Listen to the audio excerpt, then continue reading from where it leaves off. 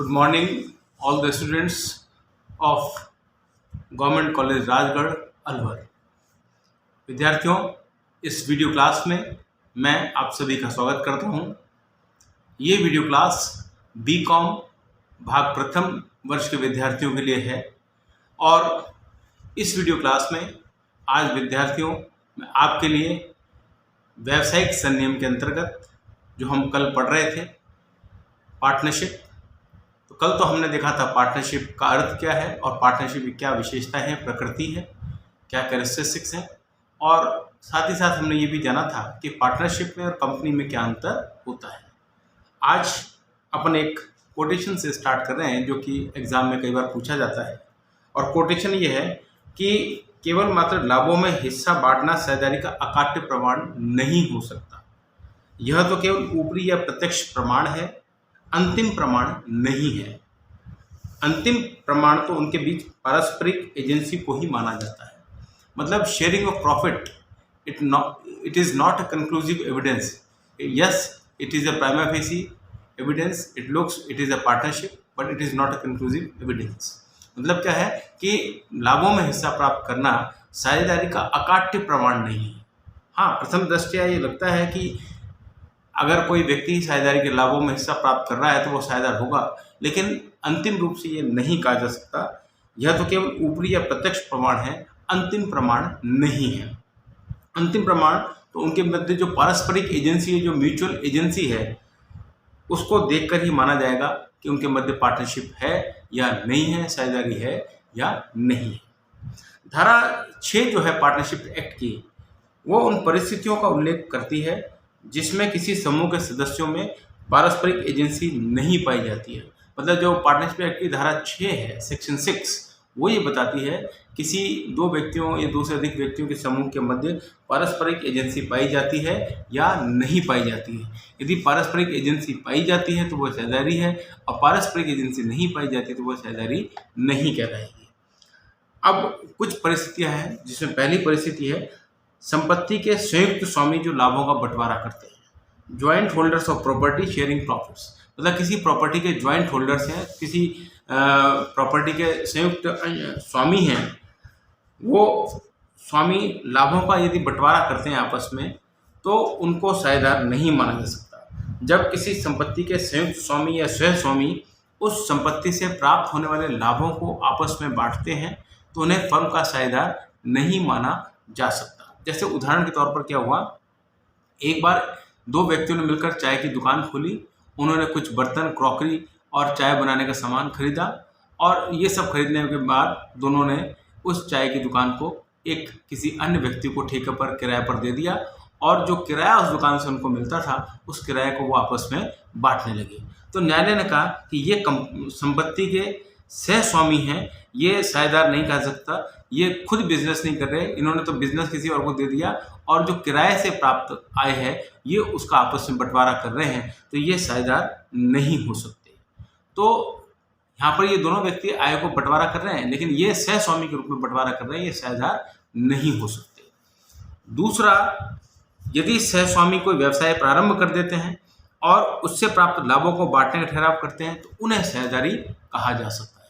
जैसे मान लीजिए एक दो व्यक्ति हैं जिनके पास एक संपत्ति है, एक प्रॉपर्टी का टुकड़ा है, एक ज़मीन का टुकड़ा है, जिस पर वो हल चलाकर ज़मीन को समतल करते हैं, उस पर भूमि को थोड़ा सा उपजाऊ बनाते हैं, उसमें बीज खाद डालकर खेती करते हैं, और खेती करने के बाद फसल को बेचकर वो क्या करते हैं, आपस में लाभों को बांट लेते हैं। तो ये तो साझेदारी कहलाएगी, क्योंकि यहाँ पर संपत्ति से जो वो अर्निंग कर रहे हैं खेती के द्वारा और उसको जो आपस में बांट रहे हैं वो साझेदारी कहलाएगी। लेकिन पहले केस में जहाँ पर कि चाय की दुकान चलाई थी, वहाँ पर उन्होंने केवल चाय की दुकान खरीदी, उसमें आवश्यक बर्तन और आवश्यक सामान डाला, और उसके बाद चाय की दुकान को चलाने के लिए किसी अन्य व्यक्ति को दे दिया ठेके पर, और किराया जो उससे मिलता था उसको आपस में बांटने लगे।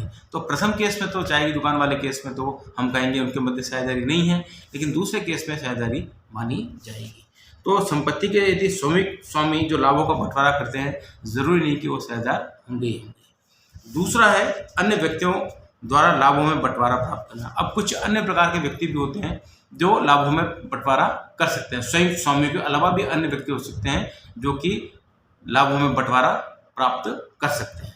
अब इसमें जैसे कॉक्स बनाम हिकमैन जो है, इस मामले में इंग्लैंड के हाउस ऑफ लॉर्ड्स ने लिखा, मतलब इंग्लैंड में ये मुकदमा चला और हाउस ऑफ लॉर्ड्स ने कॉक्स बनाम हिकमैन के मामले में निर्णय दिया कि प्रत्येक व्यक्ति जो फर्म के लाभों में हिस्सा प्राप्त करता है निश्चित रूप से फर्म का साझेदार नहीं कहलाया जा सकता।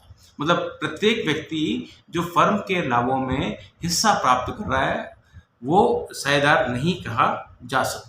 क्यों नहीं कहा सकता? इसका कारण यह है कि व्यापार में फर्म के लाभों में से कई व्यक्ति हिस्सा प्राप्त कर सकते हैं परंतु वे सभी साझेदार नहीं हो सकते। मतलब ऐसे बहुत से व्यक्ति हो सकते हैं जो कि फर्म के लाभों में हिस्सा प्राप्त कर सकते हैं लेकिन फिर भी उनको साझेदार नहीं कहा जा सकता। साझेदारी का जन्म अनुबंध से होता है और ऐसे लाभ प्राप्त करने वाले व्यक्तियों के बीच अनुबंध नहीं होता तो उसको साझेदारी नहीं कहते। मतलब साझेदारी के लिए अनुबंध का होना आवश्यक है और यदि लाभ प्राप्त करने वाले व्यक्तियों के मध्य अनुबंध नहीं है तो उसको साझेदारी नहीं कहा जा सकता, अतः उनमें साझेदारी नहीं होती। भारतीय साझेदारी अधिनियम की धारा 6 के स्पष्टीकरण 2 में विभिन्न न्यायालयों में निर्णीत मामलों में अनेक परिस्थितियां स्पष्ट कर दी गई हैं जिनमें लाभों में हिस्सा प्राप्त करने वाले व्यक्ति भी साझेदारी फर्म के साझेदार नहीं हैं।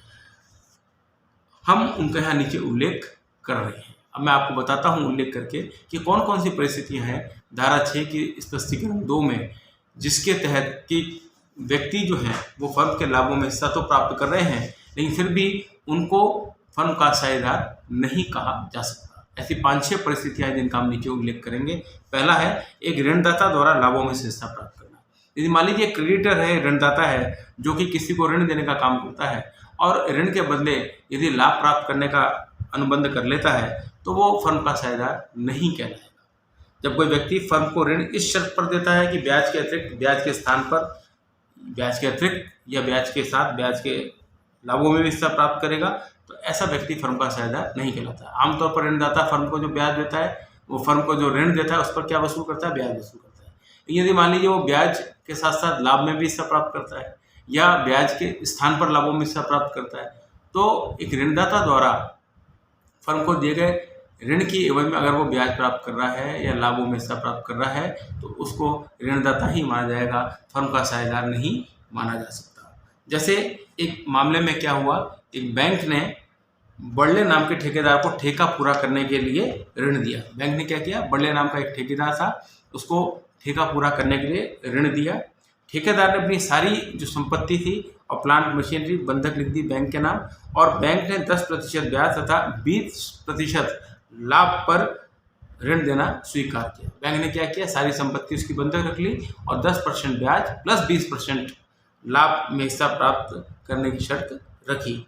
साथ ही बैंक को यह भी अधिकार दिया गया कि वो ठेकेदार के अगर दिवालिया हो जाता है तो कार्य को अपने हाथ में ले सकता है तथा प्लांट और मशीनरी को बेचकर ऋण प्राप्त कर सकता है।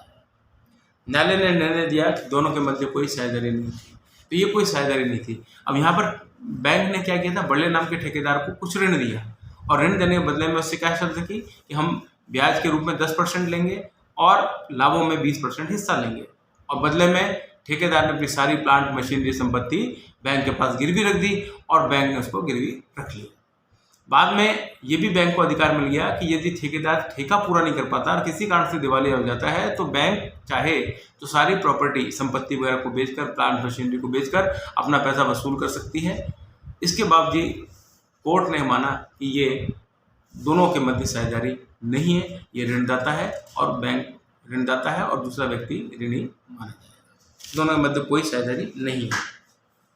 इसी प्रकार एक अन्य मामले में एक हिंदू राजा ने क्या किया, कलकत्ता में कार्य करने वाले 2 अंग्रेज व्यापारियों को व्यापार करने के लिए ऋण दिया। व्यापार का संचालन जो है वो अंग्रेज कर रहे थे लेकिन उसका जो नियंत्रण है वो राजा के हाथ में था और राजा को 12% ब्याज देने का वचन दिया गया अंग्रेज व्यापारियों की तरफ से और साथ ही साथ 20% कमीशन के रूप में पैसा देने की बात की गई। यानी तय ये हुआ कि राजा 2 अंग्रेज व्यापारियों को ऋण देगा, बदले में राजा को 12% ब्याज प्लस 20% कमीशन लाभों में से दिया जाएगा।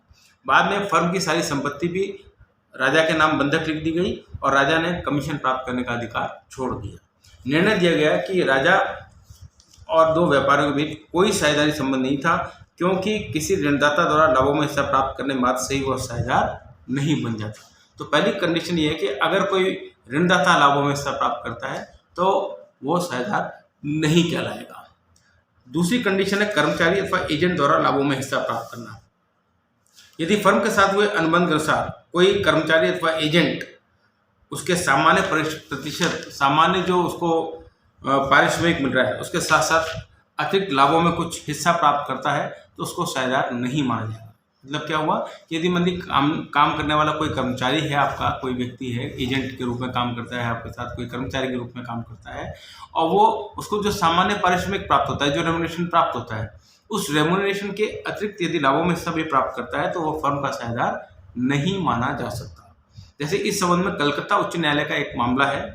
इस मामले में एक व्यक्ति ने रेलवे वैगन में, मतलब जो रेलवे के वैगन्स होते हैं उसमें माल को उतारने और चढ़ाने का ठेका मिला। उसको क्या मिला ठेका? एक व्यक्ति को रेलवे वैगन्स में लोडिंग और अनलोडिंग के माल का। और इस काम की देखरेख के लिए उसने एक व्यक्ति नियुक्त किया और उस व्यक्ति को लाभों में से 75% हिस्सा देने की बात की गई और हानि होने पर सारी हानि उसी व्यक्ति को सहन करनी थी।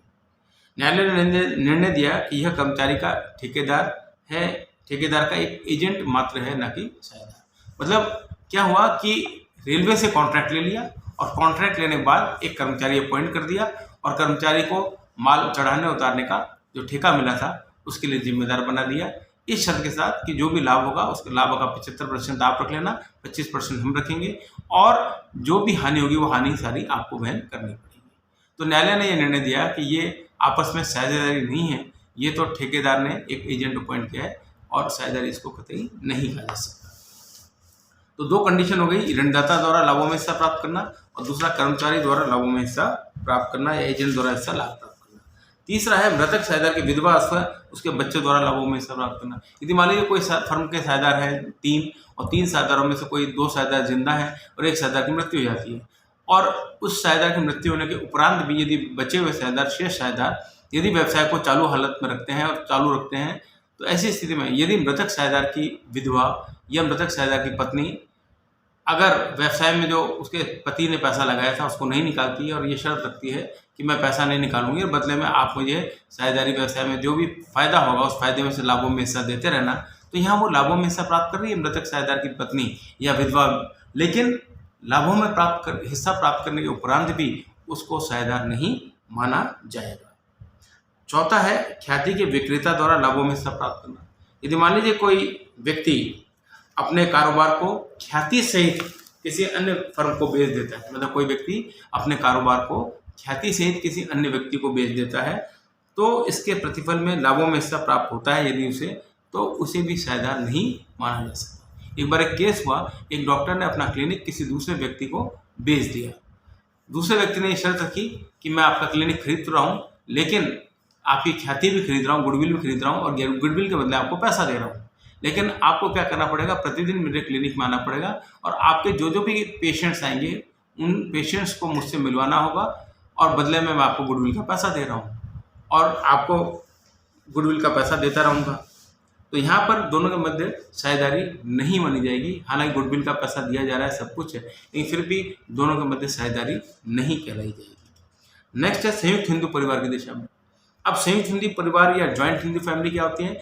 ये वो व्यवसाय है जिसमें कि एक ही परिवार के सभी सदस्य बिजनेस में लगे हुए होते हैं, जिसमें एक कर्ता होता है जो कि व्यवसाय का मुख्य कार्यकारी अधिकारी माना जाता है।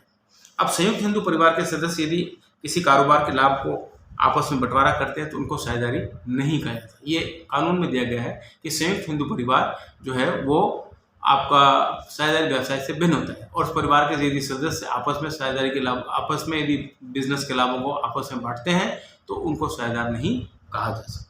और लास्ट है बौद्ध पति पत्नी की दशा में, बुद्धिस्ट कपल। यदि मान लीजिए कोई बौद्ध धर्म के अनुयायी पति पत्नी हैं और वो कोई व्यवसाय करते हैं और व्यवसाय के लाभ होने पर उसको आपस में बांटने हैं तो वो भी साझेदार नहीं माने जा सकते धारा 5 के अनुसार। तो उपयुक्त विवेचन से स्पष्ट है कि साझेदारी फर्म के लाभों में हिस्सा प्राप्त करना ही साझेदारी नहीं है। कॉक्स बनाम हिकमैन के प्रसिद्ध मामले में लॉर्ड सट्टन ने स्पष्ट रूप से लिखा कि वास्तविक जांच या कसौटी ये नहीं कि क्या कोई व्यक्ति लाभ में हिस्सा प्राप्त कर रहा है, बल्कि यह है कि क्या व्यापार उसके द्वारा किया जा रहा है अथवा उसकी ओर से किसी व्यक्ति के द्वारा किया जा रहा है। यह संबंध साझेदारों के वास्तविक अभिप्राय और अनुबंध के तथ्यों से जाना जा सकता है। तो विद्यार्थियों, ये मैंने आपको बताने की कोशिश की कि साझेदारी के लाभों में हिस्सा प्राप्त करना प्राइमा फेसी प्रथम दृष्टया साझेदारी हो सकती है, लेकिन ये अंतिम प्रमाण या अकाट्य प्रमाण कतई नहीं हो सकता। कई व्यक्ति इस प्रकार के हैं जो लाभों में हिस्सा प्राप्त करते हैं लेकिन फिर भी वो साझेदार नहीं कहलाते हैं। साझेदारी कि दो व्यक्तियों के मध्य है या नहीं, इसको जांचने के लिए तो हमें अन्य साधनों को ही अपनाना पड़ेगा। केवल लाभों में हिस्सेदारी प्राप्त करने से कोई व्यक्ति साझेदार नहीं हो जाता। तो आज के वीडियो क्लास को मैं यही समाप्त करता हूँ। धन्यवाद।